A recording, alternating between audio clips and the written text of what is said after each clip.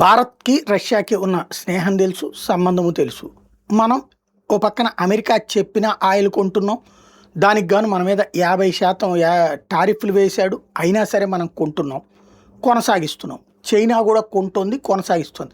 America, Europe దేశాలు ఆపమన్నా ఆపట్లేదు. ఇది జరుగుతున్నటువంటి తతంగం.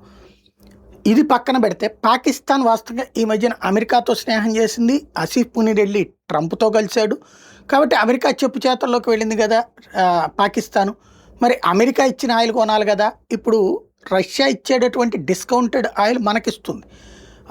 మరి అమెరికా వాడైతేనేమో అంటే ఇది రూ. 70 ఉంటే వాడు రూ. 100 పెడతాడనమాట అమెరికా వాడు. అది కొనుక్కోవాలి. అది కొనుక్కుంటే పాకిస్తాన్ మునిగిపోతుంది.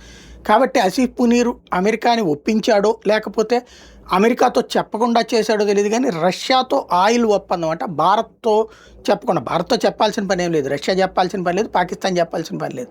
వాళ్ళ వ్యాపారం వాళ్ళ ఇష్టం. కాకపోతే భారత్‌తో స్నేహం చేస్తూనే రష్యా పాకిస్తాన్‌ని కూడా వదిలిపెట్టదు అనడానికి సాక్ష్యం. అట్ ద సేమ్ టైమ్ వాళ్ళ దగ్గర ఎవరు కొనడానికి వచ్చినా సరే కాకపోతే పాకిస్తాన్ అప్పే చేస్తుంది. అప్పిస్తుంది రష్యా.